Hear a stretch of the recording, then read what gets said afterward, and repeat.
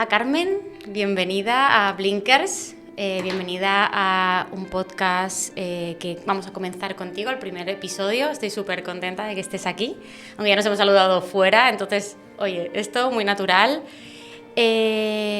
Bueno, Carmen, voy a presentarte un poco, pero quiero que luego te presentes tú. Venga, genial. Bueno, Carmen es experta en el sueño, en trastornos del sueño, y viene hoy a explicarnos un poco en los diferentes ámbitos de nuestra vida cómo influye esta falta de sueño, déficit o incluso trastornos que puedan ser también cíclicos de nuestra vida o que afecten al estrés laboral o que puedan derivar de los diferentes puntos o puntos de nuestra vida en el que nos encontramos. Bueno, ella que nos cuéntanos un poco tu historia y cómo comenzaste con todo esto. Vale. Bueno, en primer lugar, muchísimas gracias por invitarme al podcast. No sabía que era el primer episodio, me hace mucha ilusión y me pone un poco de tensión también. Y nada, eso que muchísimas gracias, Alba. Estoy encantada de estar aquí hoy y bueno, soy asesora del sueño, me especialicé en bienestar y descanso. Realmente no trabajo con patologías, mi base soy socióloga, entonces no pertenezco al ámbito sanitario, pero sí ayudo a personas a mejorar su relación con el descanso, entre otras cosas. ¿Y por qué me dedico a esto, no? Sí. Vale, vamos a empezar un poco en esa parte. Bueno, nosotras nos conocemos porque las dos somos sociólogas, también quiero comentarlo, porque estamos aquí juntas, que al final la sociología nos ha unido hace muchos años, luego cada una ha desarrollado su carrera profesional y nos hemos vuelto a unir por este podcast. Y cuéntame un poco, efectivamente, yo más o menos sé un poquito tu historia, pero quiero que la gente se entere bien de cómo comenzó todo esto, que es súper interesante. Sí, a menudo me dicen, ¿te dedicas al sueño? Primero, esto existe, ¿no? Y otra cosa que me dicen es, ¿cómo te ha dado por hacer esto? Tú dormirás muy bien.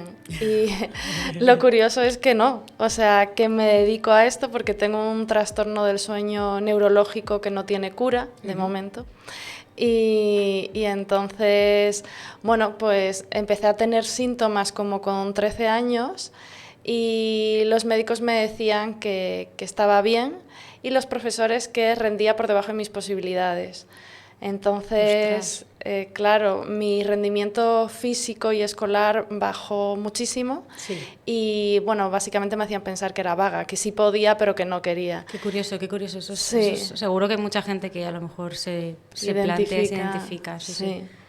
Entonces, claro, pues repetí tercero de la ESO, ¿no? Con todo lo que conlleva. Yo estoy muy en contra de hacer repetir a la gente, la verdad. Porque creo que no aprendí mucho más y que a nivel personal es un impacto muy fuerte. Sí. Entonces, para los chavales, para la autoestima de los chicos. Sí, 100%. Y entonces, claro, te lo diagnostican.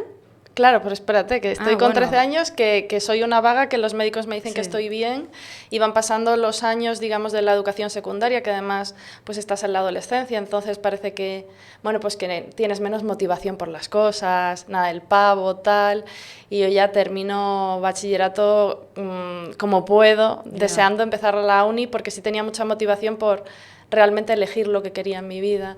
Y cuando llego a sociología es lo mejor que me pasó en la vida y estaba feliz, motivada, pero aún así seguían pasando cosas en mí que no entendía y a mitad de carrera por fin me dicen que tengo narcolepsia cataplegia, me dan el diagnóstico de este trastorno del sueño.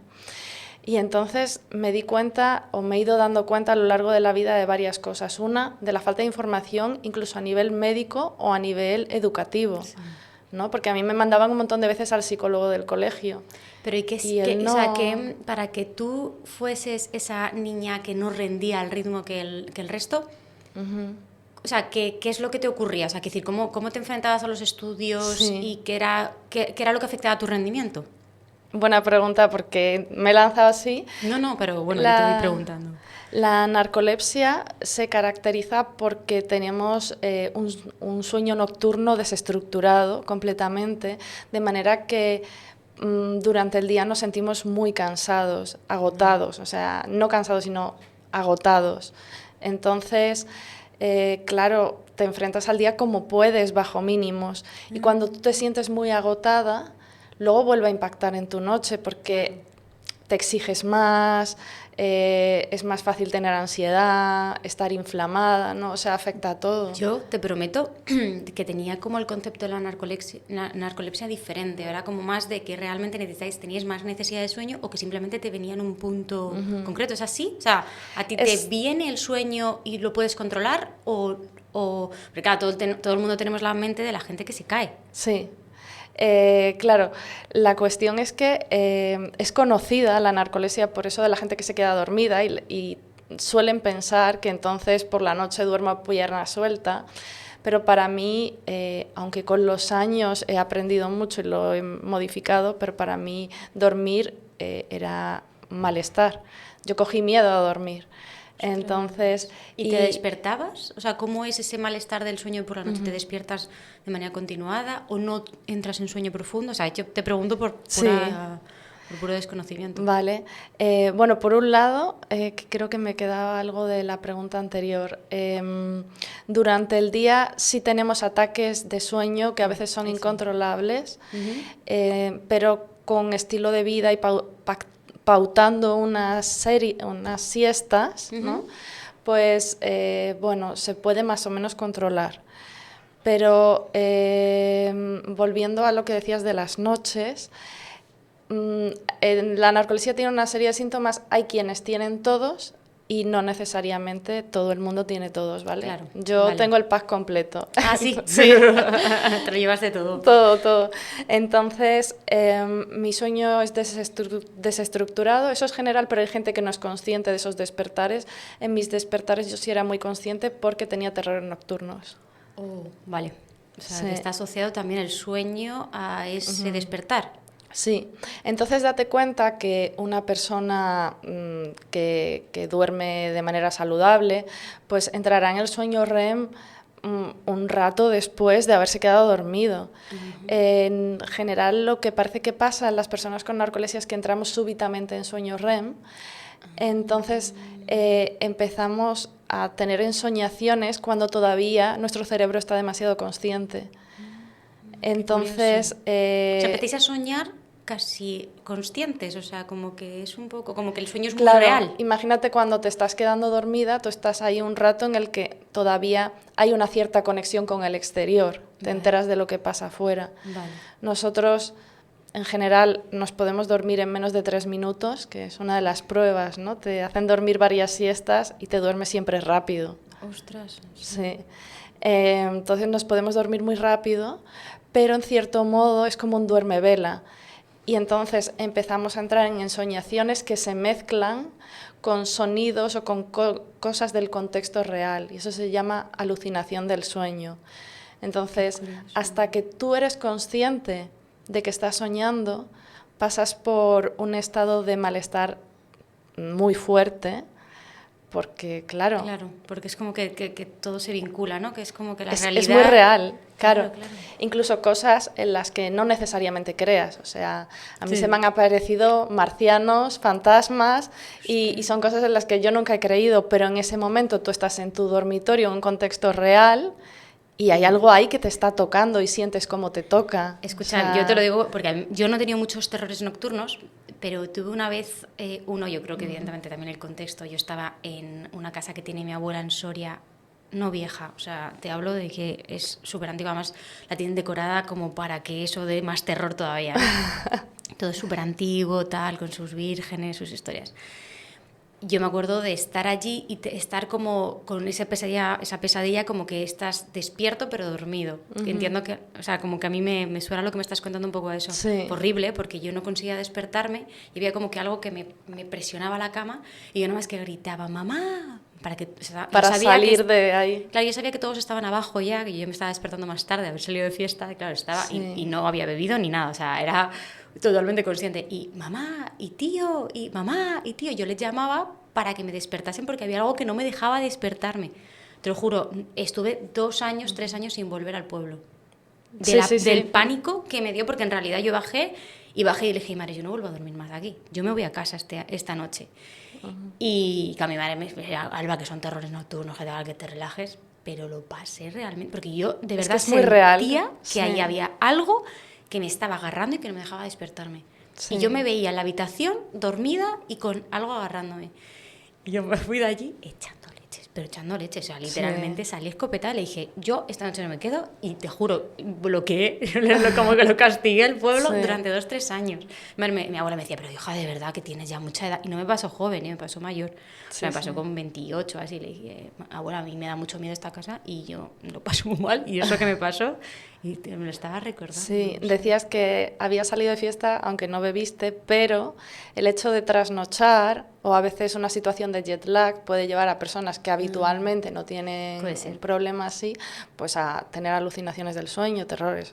Claro, por eso. He de decir que tampoco me ha pasado una sola vez más, pero más light, pero es cierto que esa vez fue tremendo. Y dices que te pasó al despertar, suelen ser comunes cuando te estás quedando dormida, esa es hipnagógica, o cuando te estás despertando, hipnapómpica, alucinación hipnagógica o hipnapómpica. Uy, qué curioso. Eso. O sea, que suenan como en esas fases, que es donde sueñas, ¿no? Que realmente cuando estás en sueño profundo no sueñas. Bueno, realmente dicen que soñamos toda la noche, o sea, soñamos todo el rato.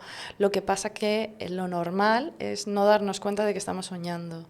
Sí, la parte de más ensoñación se asocia al sueño REM. Claro. El sueño en el que también nos recuperamos de traumas, o sea, la funcionalidad de las pesadillas es recuperarnos también emocionalmente. Incluso se dice de prepararnos para enfrentarnos a situaciones que nos puedan venir en la vida. Entonces, ¿cuándo recuerda alguien un sueño? Normalmente cuando se despierta en medio del sueño o poco después. Pero si no, a veces incluso te ha pasado algo que quieres recordar. ¡Ay, que había soñado yo! Sí, no, y yo me gusta hilarlo, decir, ostras, sí, estaba yo soñando. Incluso hay veces cuando he tenido un sueño muy positivo, algo que realmente me estaba encantando, me he despertado y he querido volver a conectar el sueño inmediatamente, en plan, duérmete para volver otra vez a este sitio que estabas pasándolo genial. Y bueno, yo reconozco que no lo consigo mucho porque yo cuando me despierto tengo mucho insomnio, pero de ese intermitente. Pero sí. Bueno, si quieres luego hablamos un poquito de sueños si nos da tiempo porque me parece un tema súper interesante. Vale. Pero quiero que sigas un poco con tu diagnóstico. Entonces, realmente llegaste a la universidad, libertad ya un poco educativa. Que ya sí, poder elegir mis horarios, al final organizarme. Yo aprendí a estudiar y cuando necesitaba me echaba una siesta sobre mi propio brazo en la biblioteca y seguía. Entonces, en el momento que los ritmos los marcaba yo y no los profesores o el sistema, pues eso, podía disfrutar de lo que estudiaba, bueno.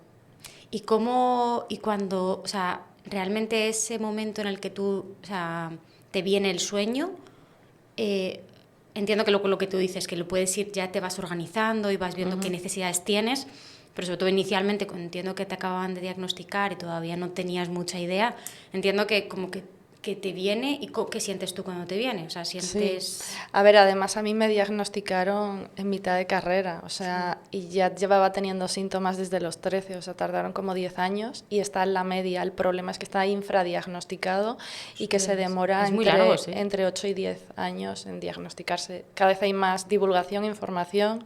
Jordi Évole, como ha contado abiertamente que tiene narcolepsia cataplegia y ha tenido cataplegias en directo, pues ha ayudado mucho a que gente entienda lo que le pasa. Y el problema, digamos, no es solo que te venga mucha somnolencia, entonces pues necesitas dormir, y yo pensaba, pues yo soy así, yo qué sé, ¿sabes? A mí lo que me llevó a decir, necesito averiguar qué está pasando aquí, son precisamente las cataplegias. Las cataplegias es que ante determinados estímulos, risa, enfado, o sea, en casi todas las personas nos pasa, en casi todas las personas con narcolepsia cataplegia nos pasa con risa y placer, pero luego hay quien por susto, enfado, mentira, por algunas cosas, pues también se les detona esto. Y lo que pasa es que de momento se desconecta tu tonicidad muscular, o sea que de momento como que tienes una flojera súbita y eres plenamente consciente, entonces de fuera se puede ver como un desmayo. Claro, sí. Y tú notas que no tienes el control de tu cuerpo, pero que eres plenamente consciente.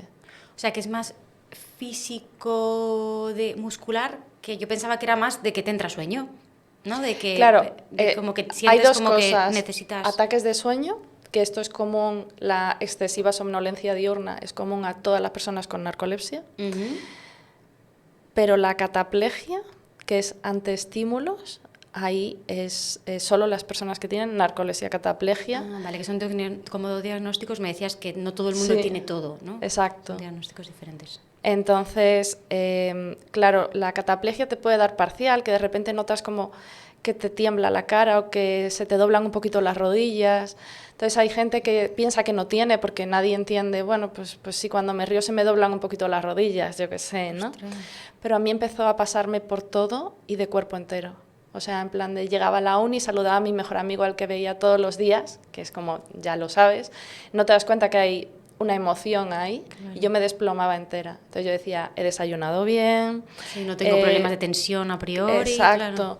Y soy consciente, o sea, me he desplomado, no tengo control de mi cuerpo, pero soy consciente, ¿qué está pasando aquí? Tuve mucho miedo. Hombre, y como que te viene, ¿no? Que dices tú, me viene, me viene, y claro, y además, sobre todo, claro, si son emociones positivas y... Entiendo que, claro, al final, lo que tú dices, estás saludando a alguien que a priori no parece como que tengas un estímulo emocional muy grande, pero de repente tu cuerpo se emociona de ver a esa persona o de que te hace una broma y de repente eso te viene, ¿no? Exacto. De hecho, yo era muy de hacer bromas o de vacilar y dejé de hacerlas porque dejaba de salirme la voz, ¿no? Sí. Una de las zonas que primero es como la lengua, el cuello, entonces era como... Y ya ahí dije... algo está pasando, y en ese momento tenía seguro privado y cogí cita directamente con neurología. Yeah. Estaba muy asustada porque no sabía por dónde iban los tiros. Pero, ¿y esos síntomas te habían sucedido antes? O sea, cuando eras más joven, ¿o sí, es una cosa que fue mejor, o sea, que fue empeorando? Todo fue progresivo, ¿no? Pero más o menos yo calculo que con 16 años ya empecé a tener cataplegia. Sí recuerdo que desde el principio de los síntomas, cuando bajó mi rendimiento físico en educación física, cuando corría las piernas notaba como que se me doblaban solas y pasé de ser superatlética a ser la peor de la clase. Ostras. Y encima el profesor se reía de mí, que bueno, los profesores de educación física, al menos de nuestra generación, en general, yo imagino que no todos, pero... No podemos generalizar, pero sí que es verdad que yo también, mi profesor de educación física era un espectáculo de hombre también, sí que es cierto, madre mía. Entonces, bueno, como que como que los episodios fueron sucediendo, fueron aumentando progresivamente los síntomas. Con los terrores nocturnos, pues mis padres pensaban que igual me había pasado algo que no quería contar. Ya. Entonces... O sea, como que habías tenido experiencias durante el día que te afectaban a la noche, o... Claro, no sabían, no entendían. ¿Y que te despertabas gritando? O sea, sí. Literal, ¿no? Gritando, aterrorizada, cogí miedo a dormir. Claro, ¿no? O sea, sabes que si la noche se convierte en una pesadilla, sí, claro, definitivamente no quieres dormir. Lo que tú decías de la casa del pueblo, imagínate que es en tu casa donde duermes a diario. Sí, total. Entonces, ya eso también hace que todo aumente más, porque aunque es es una enfermedad neurológica, pero en el momento que tú además le pones un componente emocional, tengo miedo a meterme en la cama, pues ya predispones mucho más a dormir mal. Claro, totalmente, claro, no, porque ya vas diciendo, madre mía, la que me espera esta noche. Sí. Claro, entonces entiendo que es lo que tú dices, que aparte de que la noche se convierte en un infierno, encima no descansas y durante el día también se puede convertir en un infierno, porque si no estás descansado es como que enfrentarse al día así se te hace difícil. Muy difícil, sí. Y hay impedimentos en tu día a día, después de que ya lo tienes controlado, entiendo. Uh-huh. ¿Hay algo que tú digas, esto no lo puedo hacer? Bueno, la narcolepsia te limita la vida. De hecho, uno de los grandes problemas de la mayoría de personas con narcolepsia es el darse cuenta que de repente hay cosas que no pueden hacer. Yeah. Por ejemplo, no deberíamos de conducir. Uh-huh. Y hay gente que vive en pueblos donde la comunicación es limitada. Yeah. y necesitarían esa facilidad, ¿no? Entonces, entre otras cosas, pero el hecho de vivir cansados, enfrentarnos a una jornada laboral de 8 horas, es durísimo. Es durísimo, claro. Sí, por eso te digo que veo más limitaciones en cuanto a eso, en cuanto al día, ¿no? Porque necesitas enfrentarte a tu día a día. Claro, es durísimo. Y luego, como en el caso de mujeres con narcolepsia, aunque los roles están cambiando, pero seguimos trabajando dentro y fuera de casa. Entonces, yo conozco a personas que me han dicho, es que mi marido no lo entiende. Ya. Yo llego a casa destrozada y me dice que por qué no he hecho la cena. Bueno, ya ves. Totalmente, sí. Sí. Sí, es verdad que es lo que tú decías, el sueño como que la falta de sueño, esa gente que no se duerme muchas veces se asocia a, pues yo por ejemplo algunas veces he juzgado, a mi pareja tiene muchos problemas para conciliar el sueño. Y yo me paso todo el día dando lecciones de, claro, porque no bebas café, claro, si bebes Coca-Cola, claro, porque tal, claro, pues si estás controlado con el dispositivo, intenta relajarte, claro, es que tu higiene del sueño es muy mala, porque tal. Y es verdad que al final esos trastornos del sueño muchas veces hay cosas que entiendo que se pueden mejorar, que vienen de nosotros, de unos buenos hábitos, el no quedarte dormido todo el día en el sofá, que luego ya nos hablarás mejor de eso, que estoy segura que sabes mucho más que yo. Pero es verdad que también muchas veces juzgamos desde fuera, ¿no? O lo que tú dices, de me quedo dormida porque lo necesito y la gente dirá, jo, qué vaga es esta tía que necesita, que hace dormida aquí en el metro, ¿no? En otros países es muy normal, pero... Sí, en Japón, sí. También trabajan demasiado, pero también. bueno... Pero es verdad que entiendo que habrá muchísima gente que tenga mucho prejuicio de qué vaga es, o lo que tú dices del instituto, que al final te achacaban de que no rendías lo suficiente porque eras una vaga. Porque no quería, claro, ¿no? Porque decía, yo qué sé, cuando había un tema que me interesaba, pues de repente sacaba mejor nota. Me decían, ¿ves? Si quieres puedes. Si quieres puedes. No, es como... Bueno, claro, cuando algo te interesa tienes más motivación y te cuesta menos estudiarlo, aunque estés agotada, ¿no? Claro. Entonces... Ostras, qué curioso, me resulta muy curioso que me dijeses que al final la risa te detonaba... Bueno, que entiendo que a otra gente también le producirá otras emociones. Sí, pero en general la cataplegia nos pasa con la risa. Qué curioso. Sí. Qué curioso.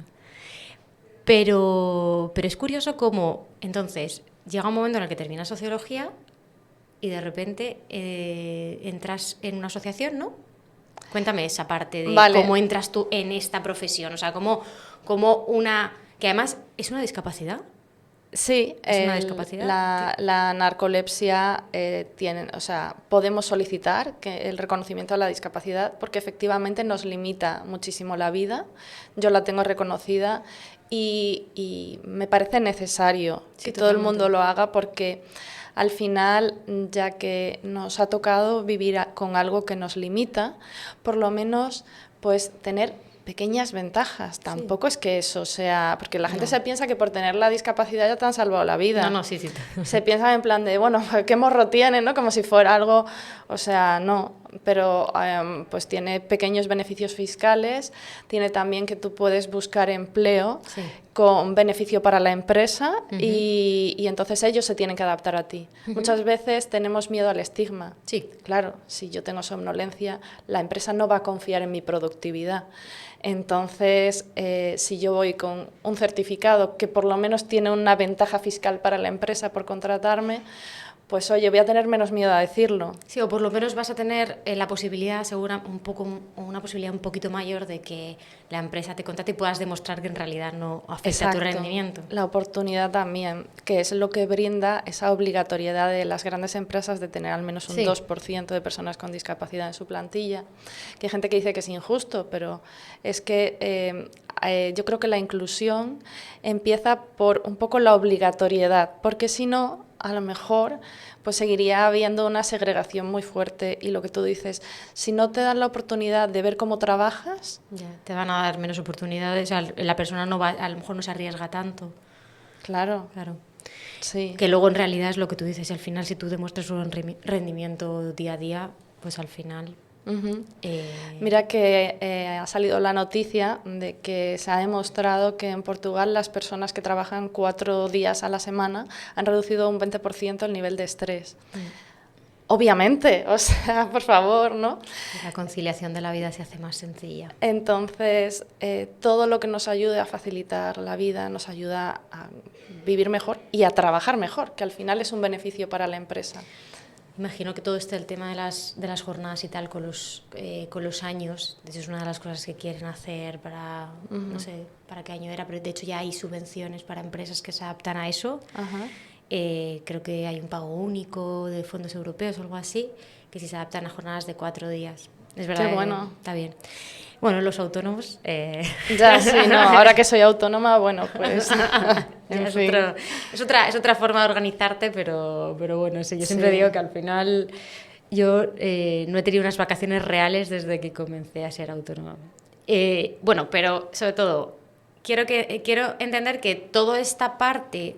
que es una condición médica, que al final lo que dices tú, pues al final es una cosa que te limita la vida, cómo generó una oportunidad, porque me parece una muy bonita historia, cómo la falta de sueño me ha generado una profesión. Sí. O sea, no solo hablar de ella, sino profesionalizarme para poder ayudar a otros. Yo creo que se resume en compromiso. Me di cuenta de que fue muy duro también que te den un diagnóstico de una enfermedad que no tiene cura. Es muy duro para ti y para tu familia. Tú nunca te imaginas que vas a tener una enfermedad que no tiene cura, ¿no? Entonces, como el alivio de saber que tienes, con el impacto de cómo me enfrento a ello, con el impacto de, aunque ya tenías esos síntomas, ya tienes la etiqueta y de repente... O sea, en mi familia hay mucho amor y es una ventaja, pero de repente les daba pena y yo no soportaba dar pena. O sea, y a la vez lo entendía, pero fue muy difícil manejarlo. Total, decía compromiso, lo que me llevó a decir, no quiero que otras personas tengan que pasar por lo mismo que yo he pasado. Entonces, ¿qué puedo hacer? Pues empecé a participar activamente en la Asociación de Narcolepsia, pero me di cuenta de que el mundo del sueño al final causa estragos en toda la población. Totalmente. Entonces, me parecía que si trabajaba divulgando sobre la necesidad del sueño, educando sobre cómo podemos hacer para mejorar nuestra relación con el sueño, pues podía aliviar ese proceso por el que yo pasé sin tener herramientas alguna. Porque bueno, ahora cada vez hay más información, pero en aquel momento también, bueno, me dieron el diagnóstico, me dieron unas pastillas y tú te vas a casa a asimilar un trastorno del sueño que no tiene cura y aprender a vivir. Entonces, ostras, nos vemos muy perdidos, ¿no? Te ves como solo, además entiendo, ¿no? Había una parte de soledad, decir, y entiendo que tú buscaste una asociación para encontrarte un poco más acompañada. A ver, la realidad es que la buscó mi padre. Sí, bueno, también, claro. Y me dijo, bueno, mira, y yo iba ahí en plan de, ¿qué pinto yo aquí? ¿No? O sea, porque hay un proceso de aceptación. O sea, cada persona es un mundo, pero en general pasas por un proceso de aceptación, de decir, si soy la misma de ayer, bueno, ya está, ¿no? En plan... Pero me di cuenta que cuando conocí a gente en situaciones parecidas, descubrí más cosas en mí, aprendí mucho. Entonces, desde aquí a cualquier persona, le pase lo que le pase en la vida, porque la vida nos da sorpresas positivas y negativas, cuando te pasa algo así, busca una asociación en la que haya personas con situaciones parecidas, porque creo que ayuda mucho. Sí, totalmente. Es como que te sientes arropado y bueno, y sobre todo... Y comprendido. Y comprendido, efectivamente, sobre todo comprendido. Cuando comenzaste a esa parte, cuando comenzaste a dedicarte a toda esta parte del sueño, entiendo que entraste un poco en el mundo laboral, que es donde encontraste que había mayores dificultades para conciliar el sueño. Cuéntame un poco cómo se vincula el estrés, esa cronificación del estrés, con la falta de sueño, o cómo en nuestro día a día nos afecta el hecho de no dormir, cómo nos enfrentamos a nuestro día a día. Vale, bueno, el sueño afecta a todo y a todo le afecta el sueño. Entonces, empezando por ahí, pues obviamente el ámbito laboral va a afectar a cómo dormimos y cómo durmamos va a impactar en cómo trabajemos. De hecho, fíjate que es un poco que fue antes el huevo o la gallina, porque si tú duermes mal, te vas a enfrentar al trabajo con más estrés, porque vas bajo mínimos y tal, y te enfrentas al trabajo con estrés porque vas bajo mínimos, generas ansiedad, malestar, e impacta en la noche. Y entonces entramos en una espiral de la que es muy difícil salir, ese espiral insomnio-estrés. ¿Vale? O sea, ¿hay algún consejo que nos puedas dar sobre cómo enfrentarnos a esa parte de la nocturnidad, la falta de sueño, esa cronificación del estrés, lo que decías, de cómo lidio yo con eso? Sí. ¿Qué puedo hacer yo? Esto es súper importante y no nos damos cuenta de que el sueño empieza desde que nos levantamos por la mañana. Muchas veces cuando tengo asesorías con gente o doy charlas, me dicen, bueno, pero ¿qué hago por la noche? ¿No? Y es como, tenemos que empezar a trabajar desde que te levantas por la mañana, cómo son tus hábitos, cómo te enfrentas al día, para que así cuando llegue la noche tengas herramientas. Lo que no tiene sentido es que directamente por la noche quieras practicar un tipo de respiración o una meditación si no lo has ensayado durante el día. Y cómo también vivimos en un bombardeo constante de estímulos. Nuestro cerebro va acelerado, recibimos muchos más estímulos de los que el cerebro puede asimilar y esto nos mina la energía y nos afecta también al ánimo y eso hace que lleguemos acelerados a dormir. Entonces es muy difícil frenar. ¿Cuál es el gran secreto? Tenemos que aprender a frenar durante el día incorporando pausas de descanso, me pongo una meditación guiada o dedico 5 minutos a hacer sentadillas o a darle una vuelta al edificio, pero de nada sirve que estemos 8 horas sentados o 5, ¿no? El de 9 a 2 es muy común que no me levanto de la silla y no paro de recibir estímulos de emails, de WhatsApp, de lo que de por sí estoy haciendo, más las preocupaciones que tengo en la cabeza de mis temas personales. Y vamos ahí, y primero no estamos preparados para la vida sedentaria y segundo no estamos preparados para este bombardeo. Entonces, en resumen, el consejo es, tenemos que aprender a vivir de otra manera, mucho más en calma. Me parece imprescindible, pues si estás trabajando, decir, vale, voy a desempeñar esta tarea, durante media hora me voy a dedicar solo a esto y voy a silenciar las notificaciones. Ninguno, habrá alguien que nos escuche que sea cirujano, pero si no, podemos silenciar el móvil media hora y las notificaciones y dedicar media hora a realizar esa tarea. La vamos a hacer con más eficacia, vamos a terminarla antes y nos vamos a sentir más realizadas. Y luego podemos dedicar 15 minutos si nos han entrado emails y otros 15 a los WhatsApp. Pero al final vivimos en esa exigencia del aquí y ahora, el correr. La necesidad de estar en contacto todo el rato. Y lo del multitasking, no estamos preparados para hacer varias cosas a la vez. Entonces, cuanto más armonicemos el hacer una cosa en cada momento, la haremos mejor y además nos ayudará a vivir con más calma, a gastar menos energía y por lo tanto a tener más energía también, de manera que cuando llegue la noche, si yo ya he incorporado mis pausas de bienestar, me enfrento a los días de otra manera, etcétera, será menos duro cuando tenga un despertar nocturno y habrá menos probabilidad de que tenga un despertar tan disruptivo. Yo cuando he hablado de este tema con mi psicóloga, de, oye, tengo despertares, yo me despierto a una hora y me cuesta muchísimo conciliar el sueño y yo sé que además noto como cuando puedo conectar el sueño y cuando me despierto, porque mi hijo me llama o cualquier cosa, como no me vuelvo a dormir.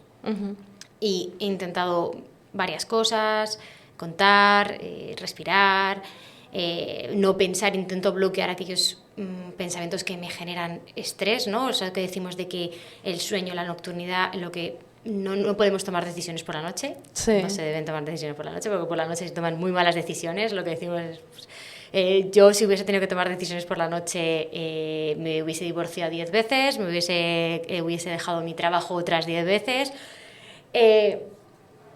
Y mi psicólogo me dice, Alba, apunta las cosas. Aunque sea en el móvil, en un cuaderno, apúntalo y como que lo dejas. O sea, es como en plan de ya no me voy a ocupar de ello porque lo voy a apuntar. A mí no me funciona mucho ese método, entre otras cosas porque me despierta al hacer eso.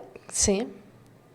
pero ¿es una táctica? Claro. ¿Puede funcionar? Una de las herramientas es anotar tus preocupaciones, pero antes de dormir. Sí. De manera que tú ya las has dejado ahí y ya te vas a la cama con... Si te despiertas, dices, bueno, está ahí anotado, mañana lo trabajo, mañana lo miro. Entonces, ¿cuánto...? Sí, que es como de lo aparco. Ya Sí. ahora mismo no me tengo que preocupar de ello porque mañana le pongo atención, Sí, ¿no? Y ya no. y ya lo he dejado anotado, porque a veces la cosa es, ¿y si mañana no me acuerdo? Los isis, Sí. ¿no? ¿Y si se me olvida? ¿Y si...? Entonces ya lo has dejado anotado y pensado en... Entonces ya lo solucionarás mañana. Esto yo creo que es mejor apuntarlo antes, ¿sí? Pero bueno, si te viene a mitad de la noche y te crea mucho run run, bueno, anótalo, pero mejor en papel. Es verdad que si te empeñas muchísimo, pues a lo mejor tienes que espabilarte para escribirlo. Claro, no, total. Entonces, y otra cosa muy importante es que en ese despertar sabes qué hora es porque has mirado la hora. Y uno de los grandes problemas de los insomnes es que hay un patrón general muy común y es el querer tener las cosas bajo control, y mirar la hora es una de las cosas que más se desaconseja. ¿En serio? Sí. Yo la miro porque no sé si me queda poco tiempo para dormir o me merece la pena hacer el esfuerzo de volverme a dormir, porque imagínate, dices, bueno, me he despertado a las 6:30, con lo que me cuesta volverme a dormir, a lo mejor no me merece la pena hacer el esfuerzo, digo, pues ya me levanto y punto. Si son las 3 de la mañana, ostras, intento hacer el esfuerzo de volverme a dormir porque me queda mucha noche y porque sé que el día se me va a hacer muy difícil si me despierto a las 3 de la mañana. Entonces ahí es el punto por el que lo miro. De hecho, esta noche que me ha pasado, que además me he puesto a pensar en la entrevista, y mi cerebro estaba como mega activo y muy imaginativo además. Claro, es las 3 y pico. Y he dicho, hostia, Alba, es que va a ser duro el día si te despiertas a las 3 y pico. Efectivamente, ese es el problema. Una hora diciendo, duérmete, duérmete, duérmete, duérmete. Y cuando ya no he podido más, ya ha sido cuando he dicho, pues, búscate otra cosa que bloquee. Ya, yo lo que pienso en mi cerebro es bloqueo todos esos pensamientos para que mi cerebro comience a relajarse, si no, no lo hace. Claro, es necesario tener herramientas que practicamos durante el día para poner el foco en algo que tenemos siempre a mano, nuestra respiración, por ejemplo. Ya. ¿Sabes? Pero efectivamente, el argumento que tú me das, ¿no?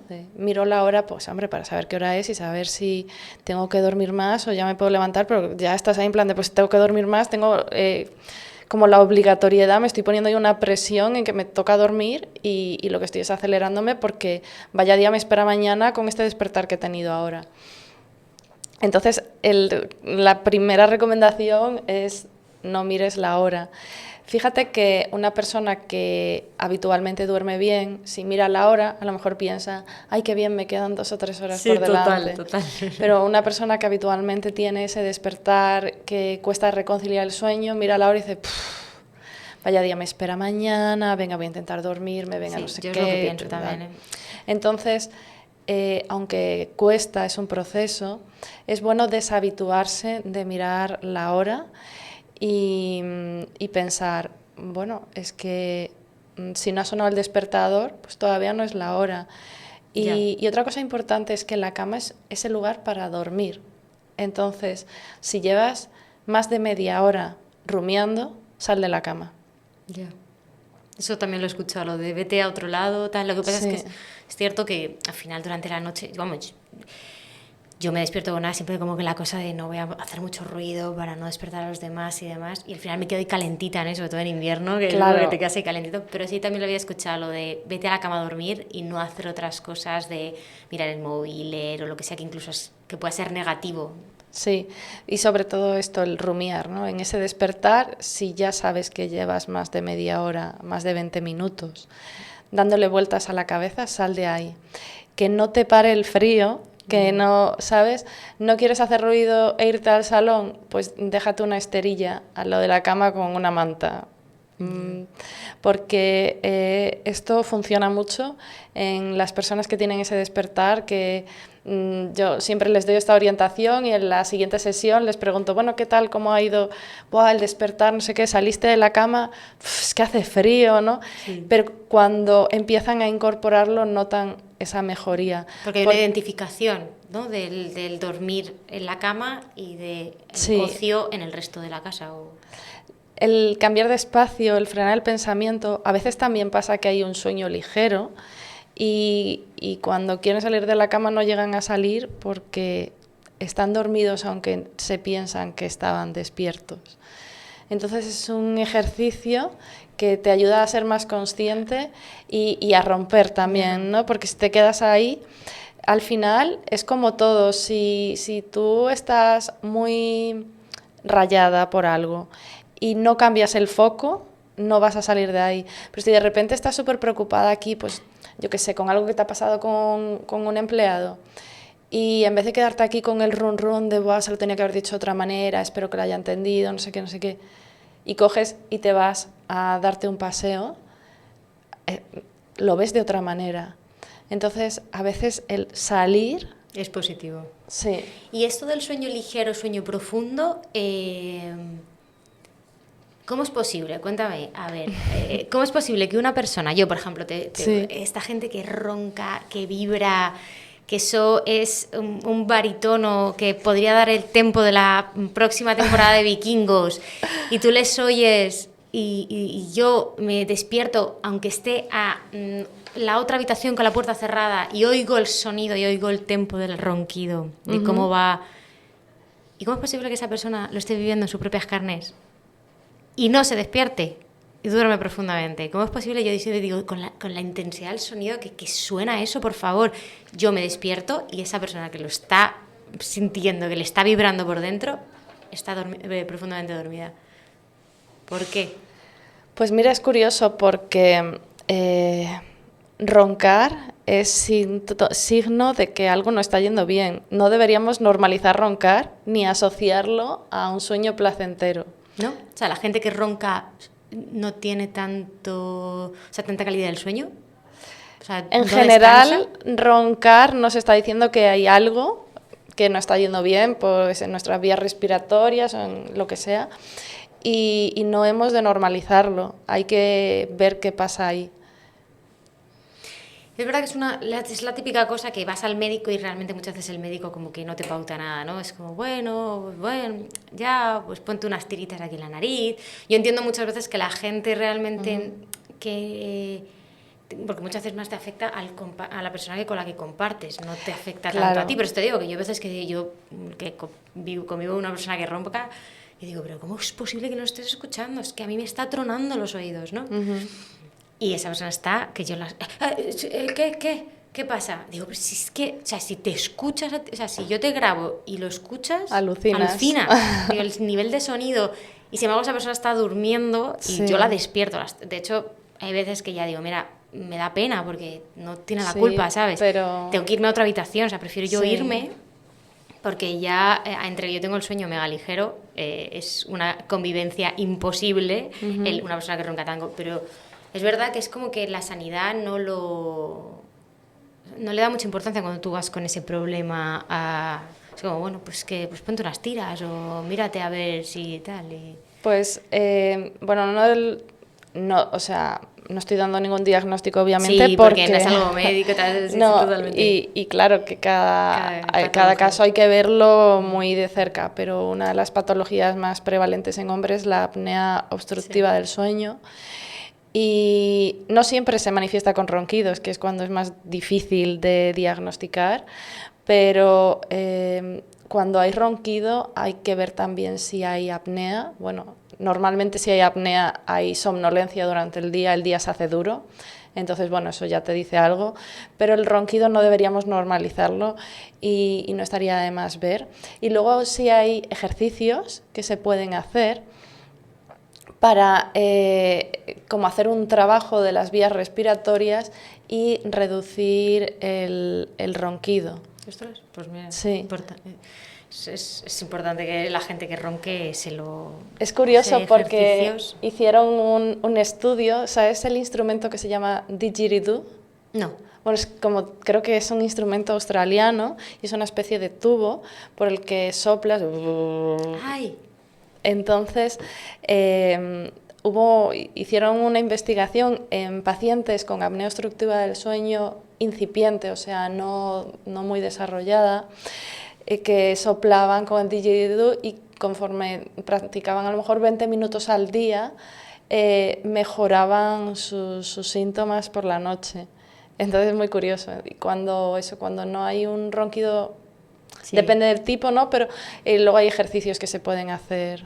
Una cosa que le pasó a mi pareja una vez, que casi me da un infarto, es durante el sueño. Bueno, la ha pasado alguna vez más, no solo una. Durante el sueño estaba dormido y de repente empieza...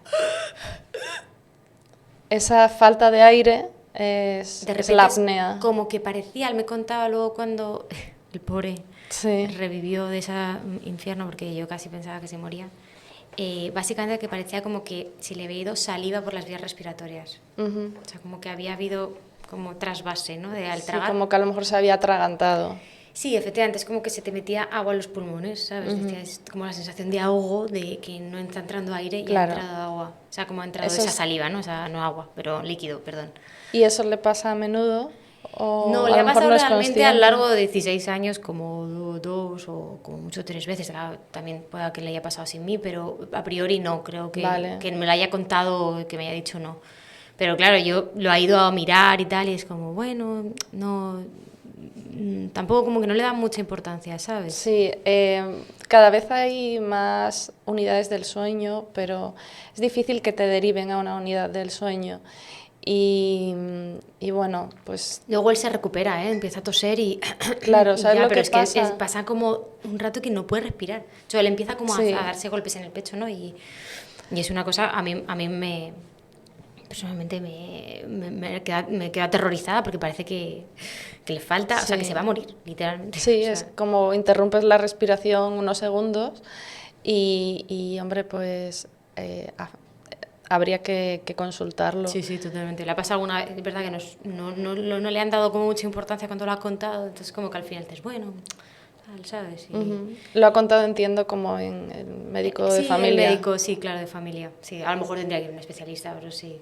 Sí, lo contaba, es que me acabo de acordar ahora. Más que nada por ganar calidad de vida. O sea, a lo mejor no tiene apnea obstructiva del sueño, pero eso tiene ejercicios que puede hacer con un logopeda para mejorar un poco o algún tipo de pauta, pero no está de más, porque yo creo que normalizamos cosas, sobre todo en el mundo del sueño, que no son normales y que interfieren en nuestra calidad de vida. En nuestro día a día. ¿Y cómo afecta, cómo a lo largo de los años vamos cambiando nuestra calidad de sueño? ¿Cómo de repente podemos ser personas súper nocturnas? Como decimos que en la adolescencia muchas veces necesitan dormir más los chavales. ¿Cómo vamos cambiando? Y cómo la maternidad, o sea, cómo a lo largo la menopausia, entiendo que afecta mucho al sueño, ¿no? Sí. Y cómo de repente, ¿por qué la gente mayor se levanta tan pronto? Esas cosas, ¿no? De cómo la evolución a lo largo de la vida, de cómo afecta ese ciclo del sueño, cómo va cambiando.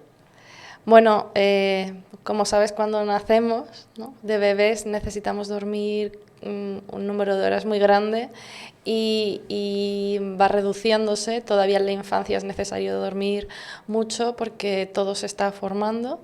Y aún en la adolescencia deberíamos dormir un número importante de horas que no están durmiendo por el retraso de fase, porque su pico de melatonina es más tarde que el de un adulto, pero tienen que madrugar mucho. Entonces, bueno, sería necesario que pudieran levantarse más tarde. Pero otra cosa que pasa, ¿no?, en las distintas fases de la vida es que cuando somos niños y niñas el sueño es muy parecido, pero en el momento que las mujeres desarrollamos, nuestro sueño empieza a ser más distinto y claramente en cada fase hormonal por la que pasamos hay cambios en el sueño.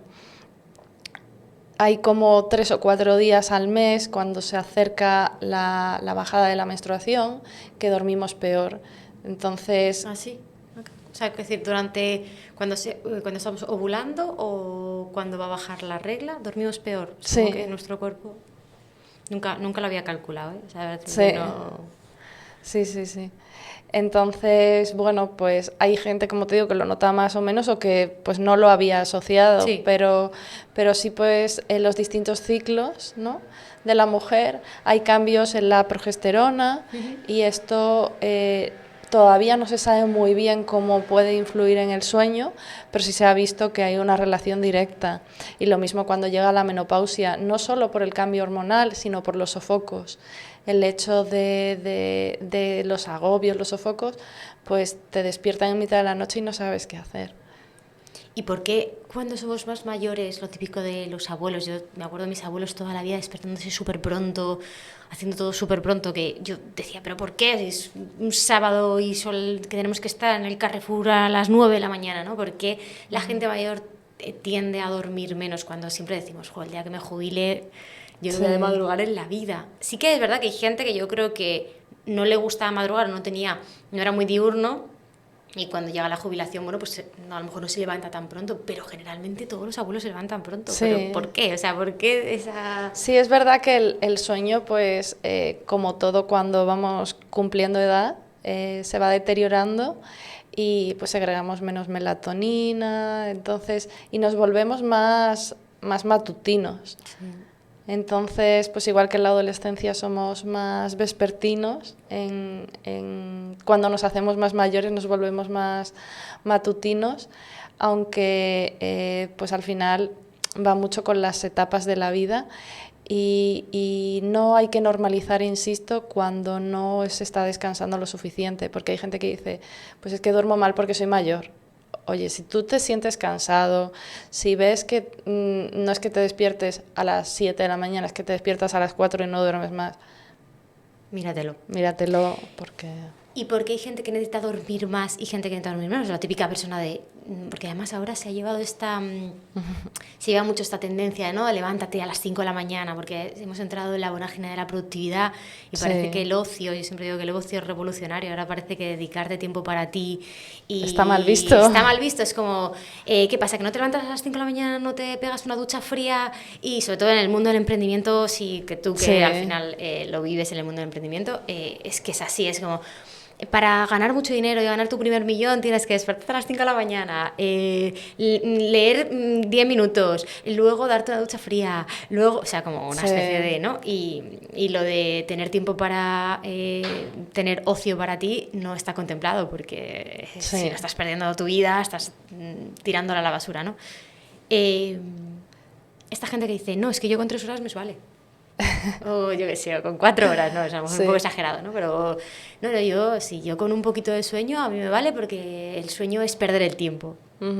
Bueno, yo quería comentarte, ¿no? Sí. Decías que te juzgan a veces o tú te sientes juzgada como madre o te has sentido cuando era más bebé porque de querer cuidar sus patrones del sueño, y esto es muy importante para la educación del niño y va a impactar en su presente y en su futuro, porque claro, un día que se salte una siesta o no la duerma a su hora, pues va a hacer que esa noche vaya a dormir peor y por lo tanto los padres también durmáis peor, ¿no? Entonces, cuanto más podamos guardar las rutinas de niños y adultos, más salud para todos.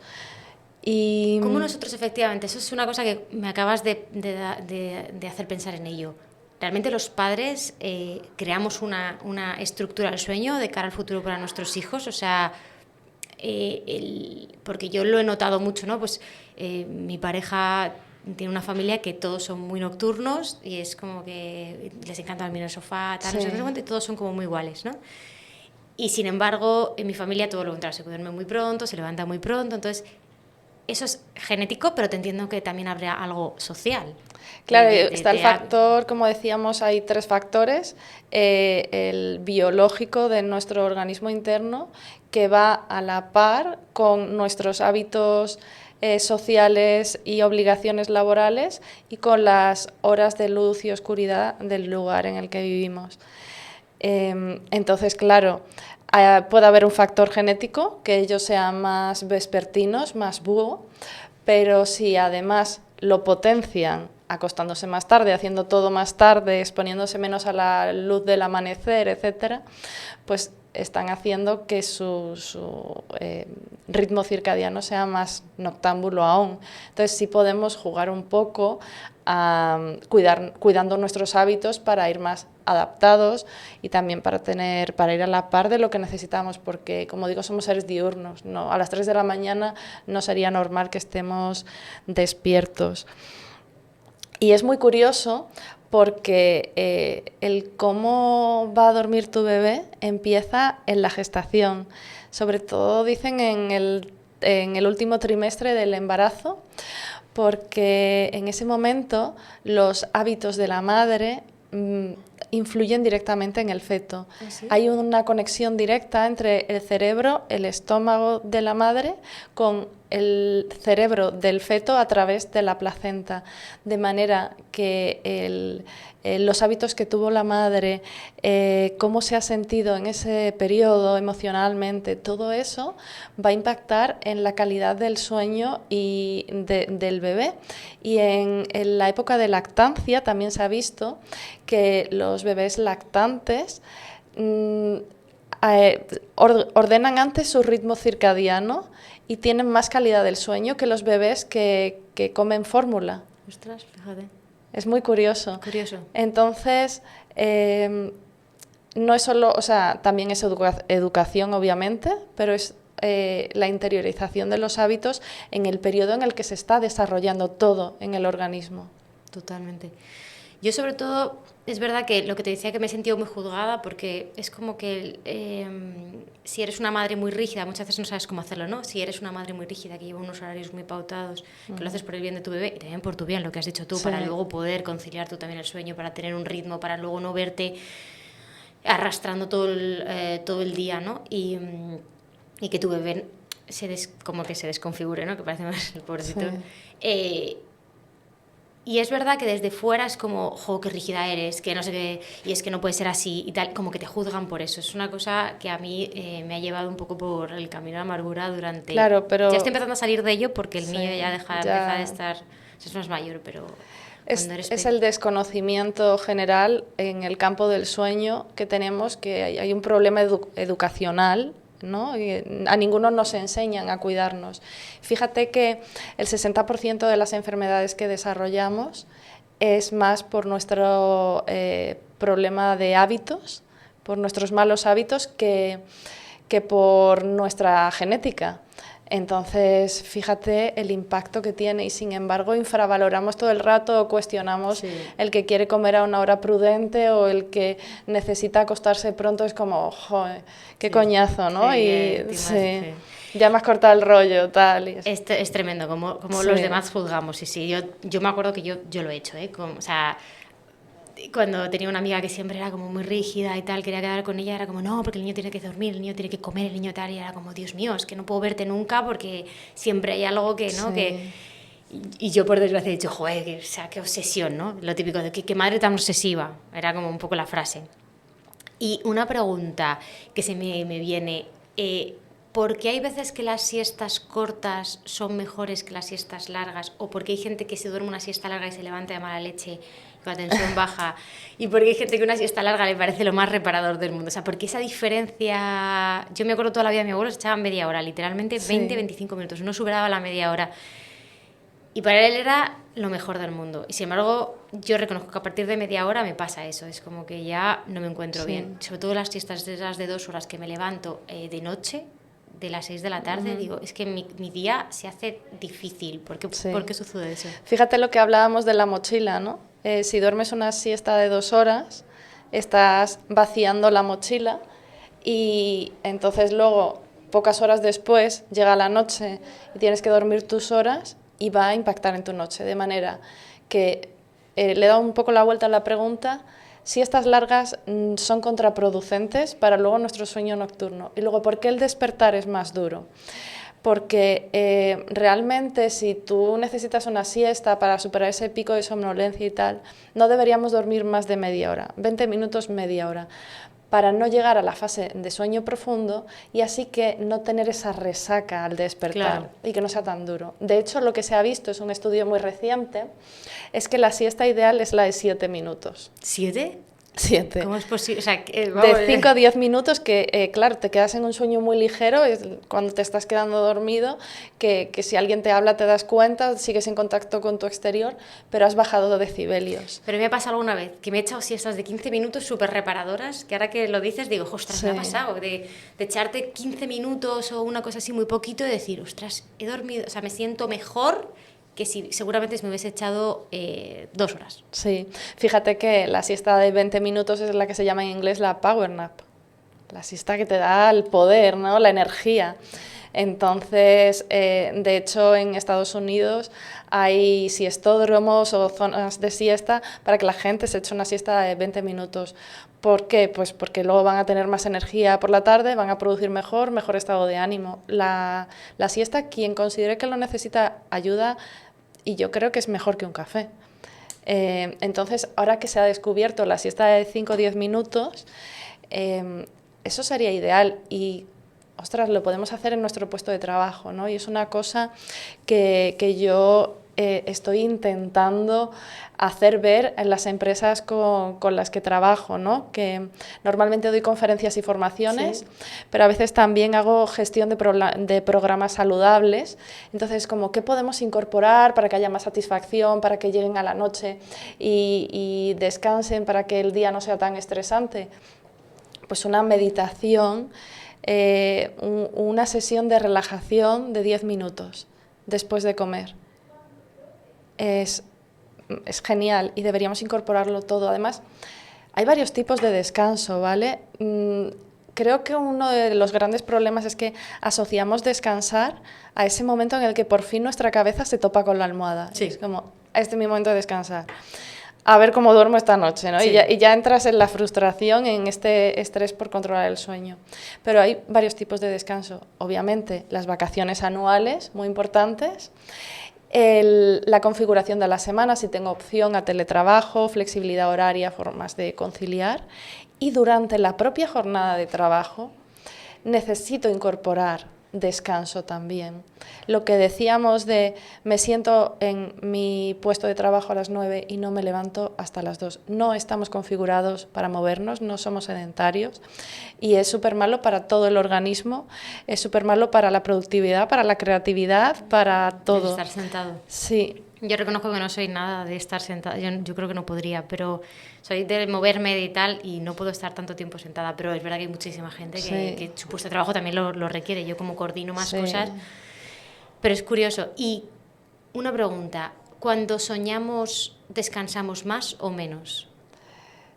Bueno, soñamos todas las noches, la cuestión es cuando tú eres consciente de que estás soñando. A veces parece ser que es que estás teniendo un sueño de menor calidad, que has tenido un micro despertar o algo y te ha hecho darte cuenta de que has soñado. Sí, yo tengo la sensación de que cuando tengo sueños he descansado menos. Sí. Es que, por eso te preguntaba, digo, como esas, como de si me paso toda la noche soñando, como que tengo como una actividad mental más grande, entonces descanso menos. ¿Y soñamos más de pequeños o de mayores? Esto no sabría decírtelo. ¿Es genético? ¿Es algo variable mucho? Hay gente que no sueña nada y gente que sueña mucho. Claro, pero volvemos a lo mismo. Todos soñamos. Todos soñamos, sí, es simplemente que unos nos damos cuenta y otros no. Claro. Sí. O sea, el que sueña más, o sea, el que duerme más profundo se acordaría menos de los sueños. Sí, o que no tenga micro despertares, ¿sabes? Cuando vamos pasando por las distintas fases del sueño, fase 1, fase 2, fase 3... y subimos a fase REM y ahí puede haber un micro despertar que es cuando nos colocamos la sábana o tal, pero no necesariamente somos conscientes.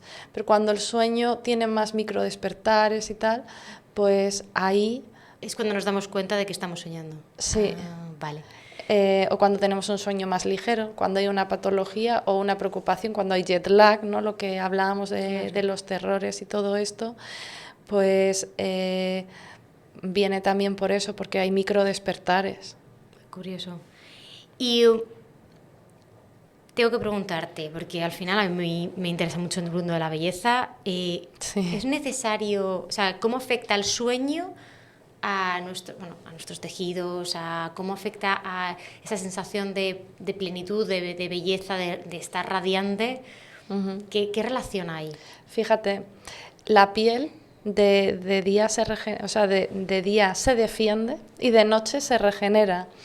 Entonces, la relación con el sueño es total, porque el sueño es ese momento en el que se pone en orden todo en el organismo, por así decirlo, y entre otras cosas, el colágeno que producimos de manera natural y que da elasticidad a la piel. Entonces, cuando pasamos una mala noche, ¿no?, que enseguida se ve que tenemos ojeras o incluso notamos más arruguitas que otros días, pues esto es precisamente porque no hemos podido regenerar correctamente y entonces se produce la ojera, ¿no? Como hay una dilatación en los vasos sanguíneos. Y es muy importante porque cuando dormimos se produce la mayoría de la hormona de crecimiento, se segrega. Entonces la hormona de crecimiento no solo es importante cuando estamos creciendo, sino también para reparar los tejidos de la piel. Entonces fíjate la importancia que tiene. Sí, sobre todo esa frase, ¿no?, de qué mala cara tienes. Yo sobre todo que sabes que hay diferentes tipos de ojeras, las que tienen mucha pigmentación, que muchas veces ya no es falta de sueño, simplemente que tienes mucha pigmentación en la ojera. Sí. Y la típica ojera más inflamatoria que se produce, pues eso, y lo típico de que la gente te mira y te dice, madre mía, qué mala cara tienes, no has dormido nada, ¿no? Es que sí. Es la típica frase de sí, que es como gracias. Gracias, sí, además a lo mejor, pues yo no me había dado cuenta, en realidad, además eso es muy típico. Yo tengo una amiga que siempre que me ve, siempre hace esa apreciación, ¿no? De, ¿estás bien? No te veo con buena cara. Y yo a lo mejor ese día ella lo hace con buena intención. Ya, lo hace con buena intención y como diciéndote, oye, que estoy aquí, te comprendo, ¿no? En plan de, cuéntame qué te pasa, ¿no? Como un poco a nivel afectivo, de apoyo afectivo.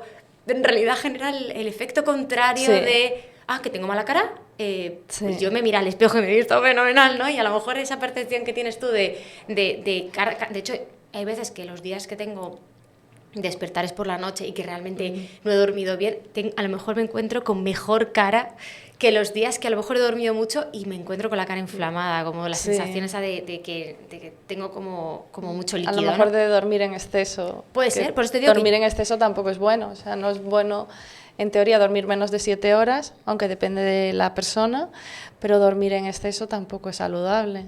Fíjate. Por eso te digo que a lo mejor que a mí hay veces que digo, se podrían ahorrar esos comentarios, porque yo no veo a una persona y digo, qué mala cara tienes, hombre, si es una cosa tremenda porque está enferma o lo que sea, sí, pero es como que a mí ese comentario incluso a veces como que me molesta, ¿no? Ya asocian estás mal, tal, y tienes mala cara, oye, pues bueno.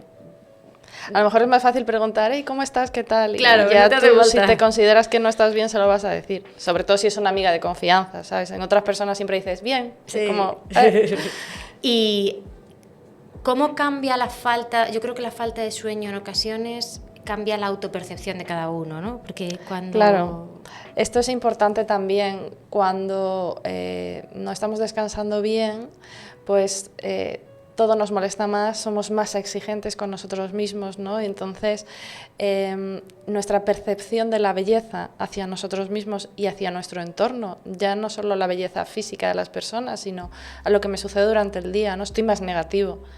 Todo es una mierda, la ley de Murphy, ¿no? Parece que, si he empezado así ya, pues menudo día me espera. Entonces, me valoro menos que si cuido también de lo que hablábamos de los pensamientos y cómo nos enfrentamos al día. Claro. O sea, como que al final no hay una separación. Sí. Si yo me ocupo de cuidar cómo me enfrento al día, valorar más las pequeñas cosas, intentar estar más en momento presente, hacer cada cosa en un momento. Cuando me tomo un café con una amiga, no estar mirando el móvil, sino aprendo a disfrutar de ese momento, de ese café con una amiga. Me ayuda a aterrizar el momento presente y que luego la noche sea menos dura. Y por consiguiente también, que si por lo que sea he pasado mala noche, cambie mi percepción, mi relación con lo que me pasa, porque estoy ejercitando el dar más valor a lo que sí está bien y no solo a lo que está mal, porque lo que está mal enseguida entra el loop y va a estar ahí, entonces enseguida te ves un poco más de ojera un día y está todo mal, ¿no? En plan de, encima hoy tengo una entrevista, o encima... Me tengo que poner delante de la cámara y estoy, esa crítica todo el rato a uno mismo de... Perdona, y sí, quería cuéntame. añadir, porque me parece un factor curioso e importante que todos conocemos, mucha gente, la melatonina como la hormona del sueño, que obviamente sí, porque bueno, se segrega de manera natural por la noche y tenemos un pico a mitad de la noche para permitirnos conciliar el sueño y tener un sueño de calidad. Pero lo que se ha visto además es que la melatonina es un antioxidante bestial y es lo que permite que regeneremos y es imprescindible para pues esto, la generación de ácido hialurónico interno, de colágeno. Entonces, ¿qué pasa con la melatonina si estamos con pantallas hasta las tantas, si estamos en la cama con la pantalla?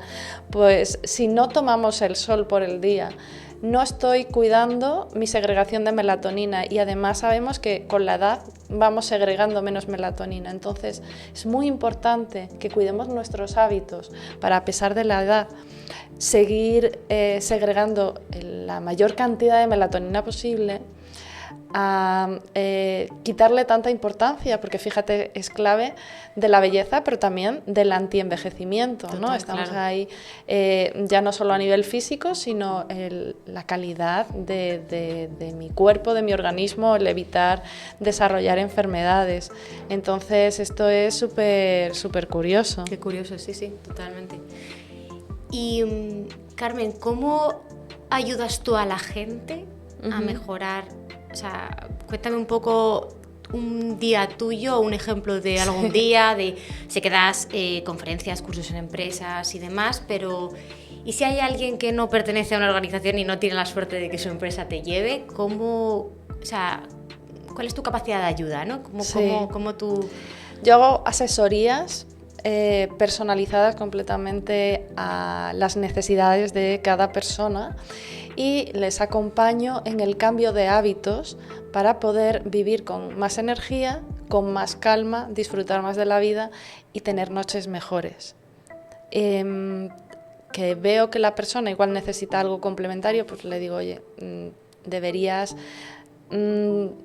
irte a este especialista o tal. A veces vienen que han estado en un especialista, ya tienen un tratamiento, pero se sienten un poco perdidos en cómo cuidar de sus hábitos. Pues yo les hago el acompañamiento en la incorporación de hábitos saludables. Genial. Y ¿cómo entonces, hazme un pequeño resumen al final, cómo inicialmente o sea, yo lo que me quedo con todo esto, ¿no? El resumen un poco para ir finalizando. ¿Cómo al final esa narcolepsia te ha hecho también aprender sobre el cómo tú cuidarte? O sea, yo te veo como muy autoconsciente de tu cuidado, de ahora necesito esto, igual que me has dicho, ahora míralo, la entrevista tiene que terminar más o menos esta hora, aunque me estoy pasando un poco, porque yo necesito hacer una pequeña siesta porque luego tengo que continuar mi día y mi cuerpo al final me dice, oye, hazlo así porque entiendo que si tú te pasas... Claro. Que te pasas de rosca, ¿no? Y como que tu organismo reacciona negativamente.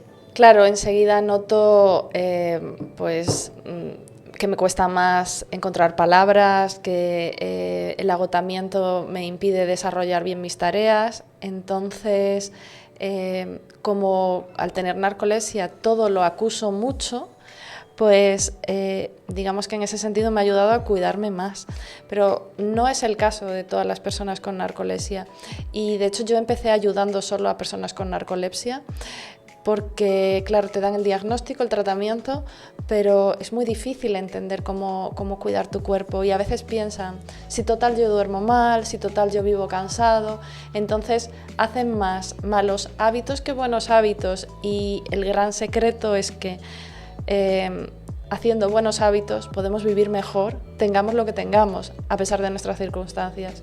Entonces esto es muy importante. Pues genial. Sí. La verdad que me ha encantado hablar contigo, ha sido un tema súper interesante, súper extenso también. Sí. Yo me he quedado como con ganas de contar un montón de cosas. Bueno, se nos puede hacer una parte 2.